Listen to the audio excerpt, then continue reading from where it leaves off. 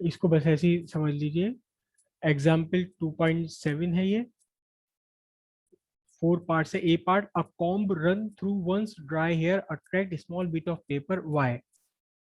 जब हम पहले भी आपको करके दिखाया था कि कोई स्केल या आप कॉम्ब आप अपने बालों में रगड़े तो वो स्मॉल पीसीस को अट्रैक्ट करने लगता है। व्हाट हैपन, क्यों अट्रैक्ट करता है ये पूछा। What happen if the hair is wet और it is a rainy day. Remember a paper does not conduct electricity. अगर ये हेयर गीले हो या कोई रेनी डे अगर चल रहा हो तो फिर ये क्या होगा इसमें। चलिए थोड़ा सा आपको मैं एक्सप्लेन कर देता हूँ इसे। पेपर का अट्रैक्ट होना एक थोड़ा सा अलग फिनोमिनन है। कैसे वो अट्रैक्ट होता है, देखो ध्यान से। अगर आपने दो पीस ले लिए, एक वूल ले लिया और एक आपने ले ली ग्लास रॉड। क्या ले ली, ग्लास रॉड ले ली। ये ग्लास रॉड है और ये वूल है। दोनों को आपने आपस में रब किया। तो रब करने के बाद ये जो ग्लास रॉड है ये तो हो जाएगी पॉजिटिवली चार्ज, और जो आपकी वूल है, ये वूल है, ये बन जाएगी कैसी, निगेटिवली चार्ज। ये निगेटिव चार्ज हो गई। तो जब ये निगेटिव पॉजिटिव बन गए तो ये तो अट्रैक्ट करेंगे ही करेंगे आपस में अपने आप को, एक दूसरे को अट्रैक्ट करेंगे। क्यों, क्योंकि अपोजिट चार्ज अट्रैक्ट कीजिए। लेकिन यही ग्लास रॉड अगर आप पेपर के पास लेकर आ जाए, यही ग्लास रॉड जिसको आपने वूल से रगड़ दिया था, यही ग्लास रॉड अगर पेपर के पास लेकर आए तो क्या होगा। पेपर तो चार्ज नहीं है, पेपर पे तो निगेटिव चार्ज नहीं है, तो फिर वो क्यों अट्रैक्ट होता है। ध्यान से समझो आप इसे। इसके अट्रैक्ट होने के पीछे रीजन है कि ये मैंने पेपर का टुकड़ा बनाया, ठीक है, इरेगुलर शेप का। अब इसके अंदर मॉलिक्यूल्स हैं और वो मॉलिक्यूल इलेक्ट्रिकली डाइपोल है। डाइपोल है। अब क्या हुआ देखो, ये इस रॉड में से इलेक्ट्रिक फील्ड लाइंस निकल रही है बाहर। क्यों, क्योंकि ये पॉजिटिवली चार्ज है। ये इलेक्ट्रिक फील्ड लाइंस निकल रही है रॉड में से, करेक्ट। अब इस इलेक्ट्रिक फील्ड के इन्फ्लुएंस से इस पेपर पीस के अंदर के जो डाइपोल है वो अलाइंड हो जाते हैं in the direction of electric field. मैं एक डाइपोल बना रहा हूं, ये एक डाइपोल अलाइंड हो गया, ठीक है। कैसे कि P vector parallel to E vector. E vector कौन सा, ये रहा आपका E vector. This is E vector, this is the direction of E vector, okay. अब पी वेक्टर भी इसी के along, this is P vector. इधर इलेक्ट्रिक फील्ड की डायरेक्शन में ही इलेक्ट्रिक फील्ड के पैरेलल हो गया। पैरेलल होने का मतलब यहाँ निगेटिव चार्ज और यहाँ पॉजिटिव चार्ज आ गया, रोटेट कर गया। पहले कैसे भी रखा हो सकता है, लेकिन जब इलेक्ट्रिक फील्ड के इन्फ्लुएंस में आया तो इसने अपने इस डाइपोल ने अपने आप को पैरेलल कर लिया मैग्नेटिक इलेक्ट्रिक फील्ड के पैरेलल। अब देखिएगा जरा ध्यान से, यहाँ इस डाइपोल में निगेटिव चार्ज क्लोजर है पॉजिटिव के, तो अट्रैक्शन आएगा। और पॉजिटिव चार्ज का रिपल्शन। लेकिन पॉजिटिव चार्ज का डिस्टेंस बड़ा है, निगेटिव चार्ज का डिस्टेंस छोटा है, तो अट्रैक्शन स्ट्रॉन्गर है, रिपल्शन वीकर है। अट्रैक्शन तो स्ट्रॉन्गर है और रिपल्शन कैसा है, वीकर है। इसलिए नेट फोर्स इस डाइपोल पर क्या लगी, इलेक्ट्रिक फील्ड। दूसरा एक बात और ध्यान समझो कि हमने पहले कहा था कि डाइपोल अगर यूनिफॉर्म इलेक्ट्रिक फील्ड में है तो इसके ऊपर नेट फोर्स जीरो होती है। लेकिन अब ये जो इलेक्ट्रिक फील्ड आप देख ही रहे हो जो बनाया है, these electric field lines are expanding. It is non uniform electric field. जब नॉन यूनिफॉर्म इलेक्ट्रिक फील्ड में आप डाइपोल रखेंगे, that the net force is non zero. Net force is non zero. जब इस पर जीरो फोर्स नहीं है, there is some force, ये अटैच कर जाएगा। किस तरफ को अटैच कर जाएगा, आपके इस ग्लास रॉड की तरफ अटैच कर जाएगा। यही कंडीशन बनेगी जब आप एक कॉम्ब, एक कंघी अपने बालों में घुमा करके, बालों में रगड़ कर आप उसको पेपर पीस के पास लाते हैं। अगर रेनी डे हुआ या बाल गीले हुए तो क्या होगा, फ्रिक्शन ही नहीं लगेगा। जो जनरेट होती है इलेक्ट्रिसिटी दो बॉडीज को आपस में रब करने में ड्यू टू फ्रिक्शन। अगर फ्रिक्शन ही ना हो तो, फ्रिक्शन नहीं होगा तो काम ही नहीं बनेगा। या तेल लगा हुआ हो बालों में तब भी ये काम नहीं हो पाएगा क्योंकि फ्रिक्शन नहीं रहेगा तो इलेक्ट्रिसिटी जनरेट नहीं होगी। दूसरी बात यह है कि एनसीईआरटी में हालांकि यही लिखा है कि जी फ्रिक्शन नहीं होगा तो जनरेट नहीं हो पाएगी इलेक्ट्रिसिटी। मेरे हिसाब से ये आंसर करेक्ट नहीं है, क्योंकि अगर मैं तेल लगा लूं बालों में तो फिर तो फ्रिक्शन और भी ज्यादा रिड्यूस हो जाना। पानी जितना पानी से रिड्यूस होगा उससे ज्यादा ऑयल से रिड्यूस हो जाएगा। लेकिन मैंने करके देखा कि अगर मैंने बालों में तेल लगा रखा तब भी हल्का फुल्का सा ये अट्रैक्शन आता है। तो ज्यादा बेटर एक्सप्लेनेशन ये हो सकता है कि अगर वाटर अगर वेट है आपके बाल, तो फिर क्या होता है, फिर आपके बालों के ऊपर एक लिक्विड की, एक वाटर की कंडक्टिंग लेयर आ जाती है। क्योंकि वो वाटर प्योर तो होता नहीं, उसके अंदर सॉल्ट वॉल्ट वाला मिले भी होते हैं। तो फिर एक लेयर इसके ऊपर बन जाती है कंडक्टिंग वाटर की, और वो कंडक्टिंग वाटर की जो लेयर है वो इलेक्ट्रिसिटी अगर कुछ जनरेट हुई भी है, फ्रिक्शन इलेक्ट्रिसिटी, तो उसे कंडक्ट कर देती है हमारी बॉडी में, रेस्ट ऑफ द बॉडी में कंडक्ट कर देती है। इसलिए अगर वेट हुआ या रेनी डे हुआ तो फिर वो फिनोमिनन नहीं हो पाएगा। एनसीईआरटी में कहा गया है कि वो पानी होगा तो फ्रिक्शन नहीं लगेगा। मुझे बात समझ नहीं आती। अ, अगर तेल लगा लूंगा बालों में तो फ्रिक्शन तो पानी से भी ज्यादा रिड्यूस हो जाएगा, बहुत ज्यादा रिड्यूस हो जाएगा, लेकिन फिर भी हल्की फुल्की इलेक्ट्रिसिटी डेवलप हो ही जाती है। तो मेरे हिसाब से बेटर आंसर होना चाहिए कि wet hairs become conducting to electricity. एक इसका एक और रीजन है, देखो आप बालों में रगड़ कर, मैं ये पेन अगर बालों में रगड़ने लगूं तो इलेक्ट्रिकली चार्ज हो जाएगा। लेकिन अगर मैं इस पेन की जगह कोई रॉड चम्मच ले लूं, स्टील का स्पून ले लूं, और स्टील का स्पून अपने बालों में रगड़ने लगूं, नहीं चार्ज होगा, होगा ही नहीं, चाहे कितनी भी कोशिश कर लूं। रीजन, चार्ज तो हुआ, वो इलेक्ट्रिसिटी तो जनरेट हुई, वो तो इलेक्ट्रॉन्स का ट्रांसफर हुआ, लेकिन क्योंकि वो कंडक्टिंग है तो वो मेरी बॉडी के थ्रू अर्थ में चला जाएगा या एटमॉस्फेयर में चला जाएगा। मेरी बॉडी का सरफेस एरिया बहुत बड़ा, 2 स्क्वायर मीटर है, वहां से डिफ्यूज हो जाएगा। तो इसलिए बेटर तो एक्सप्लेनेशन यही होना चाहिए कि वेट हेयर बिकम कंडक्टिंग। क्योंकि कंडक्टिंग अगर हो गया तो फिर जो स्टैटिक इलेक्ट्रिसिटी जनरेट हुई है वो कंडक्ट हो जाएगी कहीं दूसरी जगह पर, रुक नहीं पाएगी उस बॉडी के ऊपर। ठीक है, ये तो इसके फर्स्ट पार्ट का आंसर है। सेकेंड पार्ट में कहा, ordinary rubber is an insulator but special rubber tyres of aircraft are made slightly conducting, why is this necessary. जितने भी ऑर्डिनरी रबर है, हमारे जो ऑर्डिनरी व्हीकल्स होते हैं, इन सबके वायर टायर जो है वो ऑर्डिनरी रबर के बने होते हैं। और as usual rubber is non conducting, non conducting. लेकिन जो एयरप्लेन है, एयरप्लेन के जो टायर्स होते हैं, जब एयरप्लेन लैंड करता है उसके टायर अर्थ को, सरफेस को टच करते हैं, तो ये वाले जो टायर हैं, जो एयरप्लेन के टायर हैं आपके, ये यहाँ से बाहर निकल कर आ जाते हैं टायर, ये इन टायर्स को स्पेशल रबर के साथ बनाया जाता है। वो रबर कैसी होती है, वो रबर होती है कंडक्टिंग रबर। उसमें स्पेशल कुछ मटेरियल्स मिला दिए जाते हैं उन्हें कंडक्टिंग बनाने के लिए। मतलब वो रबर है लेकिन आपके बिजली के तार की तरह से इलेक्ट्रिसिटी कंडक्ट कर सकती है। ऐसा क्यों रखा जाता है, ऐसा क्यों रखा जाता है? उसका रीजन ये है कि जब एयर में ये एयरप्लेन चल रहा है, एयरप्लेन ये एयर में उड़ रहा है, तो एयर का फ्रिक्शन इसके ऊपर कंटिन्यूसली लगता रहता है। और उस फ्रिक्शन से इस पूरे के पूरे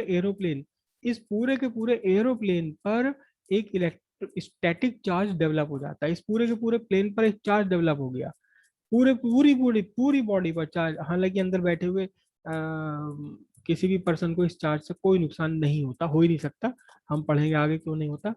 एक चार्ज यहाँ कंडक्ट जनरेट हो जाता है, स्टैटिक एक्यूमुलेट हो गया, इसके ऊपर इकट्ठा हो गया चार्ज। ठीक है, और ये बहुत हाई वोल्टेज होते हैं। अ, कितने वोल्टेज हो सकते हैं ये?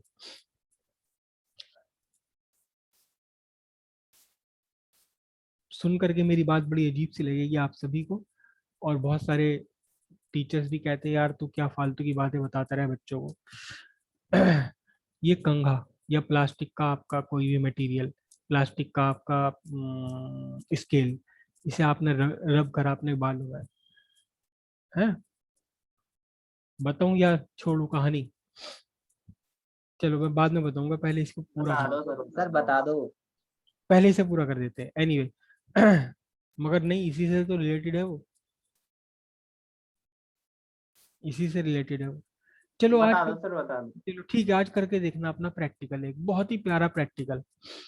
सबके घर में, आपके घर में, सभी के घर में आपके फोल्डिंग पलंग तो जरूर होगा, फोल्डिंग बेड तो जरूर होगा, आप ही का सबके घर में होगा। ठीक है, या कोई है ऐसा घर भी है जहाँ फोल्डिंग ना हो, फोल्डिंग यूज ना होता हो? एनीवे अगर आपके घर फोल्डिंग नहीं है तो पड़ोस पड़ोस में किसी न किसी घर होगा, वहां पहुंच जाना। और जैसा कि ये वाला मौसम चल रहा है आजकल, ड्राई वेदर है, बल्कि नहीं, कल से तो थोड़ा आसमान में बादल है, अगर ड्राई वेदर में तो ये बहुत ही बढ़िया होता है प्रैक्टिकल। क्या करना, फोल्डिंग बेड के ऊपर आप एक टॉवल रब कर देना, कोई भी कॉटन का, कोई भी कॉटन कॉटन का कोई भी कपड़ा हो सकता है, टॉवल होता ही कॉटन का है, या फिर आपके पास कॉटन की कोई चादर हो कुछ इस तरह का, उसे आप फोल्डिंग बेड पर रब कर दीजिए, या आपका फोल्डिंग बेड इसके ऊपर रब कीजिए, या बाहर खड़े होकर के, अगर नंगे पैर खड़े हो तो ज्यादा बेहतर है, इसे बेड को टच किए बिना टॉवल को आप इसके ऊपर रब कर दीजिए।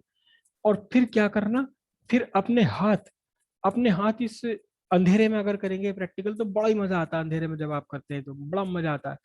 तो आप अपना हाथ लेकर आना, मैं ये ऐसे बना रहा हूँ, हाथ आपका ये मुट्ठी बंद करी हुई, एक उंगली, उंगली रखना लेकिन इस बेड से ऊपर, जो बेड की वो निवाड़ होती है प्लास्टिक की, उससे ऊपर ही रखना, few millimetre, few millimetre, 1 centimetre या उससे कम, 1 सेंटीमीटर से कम, तो आपको दिखाई देगा बहुत ही प्यारी फिनोमिनन, आपके हाथ में से चिंगारियां निकलेंगी। हाँ, आपके हाथ में से चिंगारियां निकलती हुई दिखाई, साफ दिखाई देती चिंगारियां यस निकलती हुई सर। बेड सर के। हमने देखी है सर, कंबल में भी होगा है रात को जब सोए हैं। हाँ, रात में जब सोते हैं, जाड़ों के दिनों में स्पेशली जब बिल्कुल ड्राई हो तो जब कंबल आप ओढ़ोगे उतारोगे तो अंदर चिड़चिड़ चिड़चिड़ एकदम होती है, आवाज होती है और स्पार्किंग जनरेट होती है, स्पार्किंग होती है। सर कभी कभी स्वेटर उतारते टाइम भी हो गया।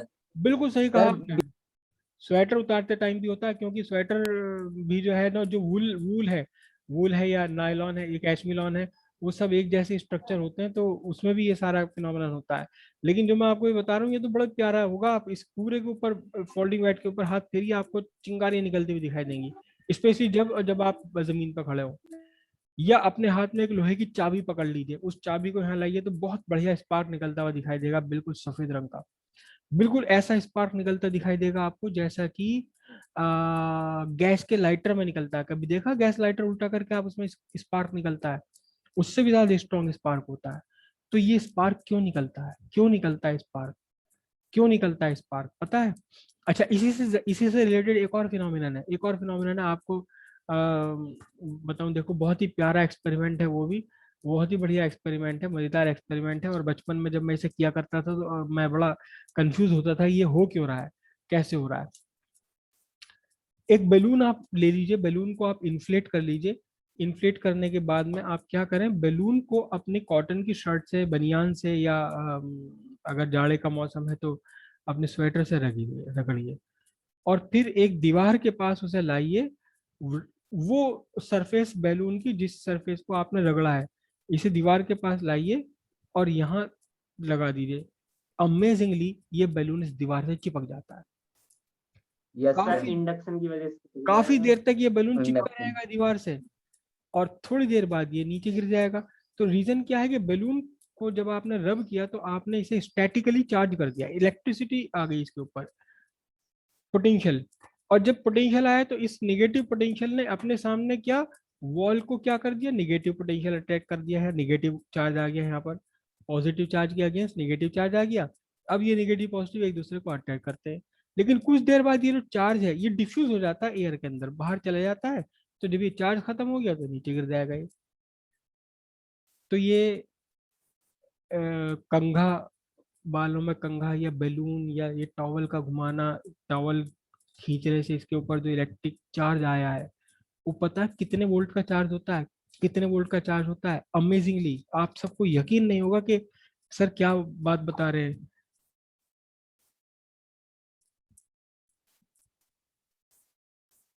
25,000 वोल्ट से 40,000 वोल्ट तक, इवन 40,000 से 50-60,000 वोल्ट तक भी जा सकता है, अगर बिल्कुल सर एब्सोल्यूट। फोल्डिंग बेड पे, जी क्या? सर फोल्डिंग बेड पे। जी, फोल्डिंग बेड के ऊपर, या आपके कंघे के ऊपर, या आपके इस बैलून के ऊपर 25 से 40,000 वोल्ट क्रिएट हो जाते हैं, तभी तो ये स्पार्क डेवलप होता है। आपकी 12 वोल्ट की बैटरी, 2-3 वोल्ट का सेल या मोबाइल की बैटरी तो कभी स्पार्क ना क्रिएट कर दे। ये स्पार्क क्रिएट हो गई जब जब 25-30,000 50,000 वोल्ट क्रिएट हो जाएंगे। मैं बताऊंगा कि इतने हाई वोल्टेज ही क्यों चाहिए। स्पार्क याद रखना, जब कैपेसिटर का लेसन पूरा हो जाए तब मुझसे ये बात पूछना कि जी वो स्पार्क बताओ क्यों हो रहे थे क्रिएट। वो मैथमेटिकल पूरी कैलकुलेशन बताऊंगा, 25 से 30 40 50 हज़ार वोल्ट तक क्रिएट हो जाते हैं। तो जब आप टॉवेल को रगड़ रहे हैं इस फोल्डिंग पर, या बैलून को रगड़ रहे हैं, या आप अपने उसमें रगड़ रहे हैं, लेकिन इस 25,000 40,000 वोल्ट से हम मरते क्यों नहीं है, कुछ भी नहीं होता हमें, वो एक अलग फिनोमिनन है। तो जब ये एयरप्लेन जब एयर में चल रहा है तो इसके ऊपर चार्ज एक्यूमुलेट हो गया, और इसके ऊपर भी उतना ही पोटेंशियल डेवलप हो जाता है जितना पोटेंशियल ये है। अच्छा, आप अभी आपने सबने देखा है, आप में ज्यादातर ने देखा कि स्पार्क डेवलप होता है, बिल्कुल वैसे ही स्पार्क डेवलप होता है जैसे कि गैस लाइटर में होता है, उससे भी ज्यादा स्ट्रांग हो जाता है ये। तो अगर ये जब ये लैंडिंग प्रोसेस में आएगा, किसके पास आएगा, जब ये जमीन के पास आएगा और इसका कोई मेटेलिक पार्ट जैसी जमीन से थोड़ा डिस्टेंस पर होगा, तो क्या कि स्पार्क क्रिएट हो सकता है, स्पार्क क्रिएट हो सकता है, स्पार्क क्रिएट हो सकता है। और क्योंकि इसके अंदर का जो फ्यूल है हाईली इन्फ्लेमेबल है, हाईली इन्फ्लेमेबल है, और अगर उस फ्यूल की वेपर कहीं बाहर जरा सी लीक हो रही होगी, तो वो चार्ज उस जो स्पार्क डेवलप हुआ उससे आग लग सकती है, ठीक वैसी जैसे आपके हल्के से गैस लाइटर के स्पार्क से गैस में आग लग जाती है। इस पूरी कंडीशन से बचने के लिए टायर्स को कंडक्टिंग बना दिया जाता है, ताकि सबसे पहले कौन टच में आए, टायर टच में आए, और उस टायर के थ्रू सारी की सारी इलेक्ट्रिसिटी कहाँ चली जाए, तुरंत अर्थ में चली जाए, और ये पूरा का पूरा बॉडी न्यूट्रलाइज हो जाए, स्पार्क की यहाँ कोई कंडीशन, कोई सिचुएशन बाकी ही ना रहे। समझ आ गई इतनी बात ये। इसी का जो नेक्स्ट पार्ट है आपका, वो भी इसी से रिलेटेड है, और आप में से शायद किसी ने ये ऑब्जर्व किया हो, वे सर कि हाँ बोलिए। सर स्पार्क तो तब भी वो तो चिंगारी तो तब भी निकला जब बिल्कुल तब भी निकलेगी पहिए चिंगारी, हाँ जमीन को बिल्कुल छूए सही हैं। कह रहे हो। जब ये टायर टच होंगे चिंगारी तब भी निकलेगी, लेकिन वो बिल्कुल लोअर पार्ट में निकलेगी, जो कि आपके फ्यूल टैंक से बहुत नीचे है, बिल्कुल नीचे चले जाते हैं ना पाइप, पैर पैर इसके खुल करके आपकी जो बॉडी, यस। ये एयरप्लेन की जो बॉडी है उससे काफी नीचे हो जाएगा ये, और फिर वो स्पार्क केवल वहीं का वहीं क्रिएट होकर के खत्म हो जाएगा। फ्यूल मतलब इस पर हमारे जो फ्यूल टैंक है, फ्यूल टैंक जो इसके विंग्स होते हैं, ये फ्यूल टैंक है एक्चुअली, इससे कहाँ कहीं दूर है, पहले ही हमने उसको क्या कर लिया, डिस्चार्ज कर लिया। सी पार्ट इसका कहा गया क्वेश्चन में, vehicle carrying inflammable material have metallic ropes touching the ground during motion. आप में से कभी देखना किसी कोई पेट्रोल की गाड़ी जा रही हो या स्प्रिट की गाड़ी जा रही हो, जिस गाड़ी के ऊपर लिखा होता मोटर स्प्रिट, लिखा होता मोटर मोटर स्प्रिट लिखा होता है, उसमें पेट्रोल या डीजल या इन्फ्लेमेबल मटेरियल जा रहा है, उस ट्रक के पीछे कभी ध्यान से देखना आप, लोहे की चेन, मोटी मोटी सी लोहे की 2-3 चेन होती हैं। ये आपका ट्रक है, और इस ट्रक के पीछे लोहे की चेन जमीन को रगड़ती हुई चलती है, जमीन को रगड़ती हुई चलती रहती है। कभी आपने शायद ध्यान न दिया हो, मैंने देखा कई बार। रीजन क्या है उसका भी, रीजन ये है कि जब ये ट्रक मूव कर रहा है एयर में, तो एयर के फ्रिक्शन से इलेक्ट्रिसिटी जनरेट हो जाती है, और इसके अंदर वही है हाईली इन्फ्लेमेबल मटेरियल। तो इस चेन को रगड़ने का मतलब क्या है कि अगर हल्का फुल्का कोई चार्ज डेवलप होता भी है तो तुरंत वो अर्थ में चला जाए, हमारे इस ट्रक की बॉडी के ऊपर, या फ्यूल फ्यूल का जो टैंकर है उसके ऊपर एक्यूमुलेट ना हो। जब एक्यूमुलेट नहीं होगा तो फिर स्पार्क होने के चांस नहीं होंगे, जलने के चांस नहीं रहेंगे। सेम रीजन है वही सर हाँ। वो गेट खोलते वक्त भी हमें थोड़ा सा चार्ज महसूस दे रहा है, गेट गेट वेट खोल रहा है जब हम। कौन सा गेट, घर का दरवाजा? हाँ यस सर, खोलते वक्त या बंद करते वक्त।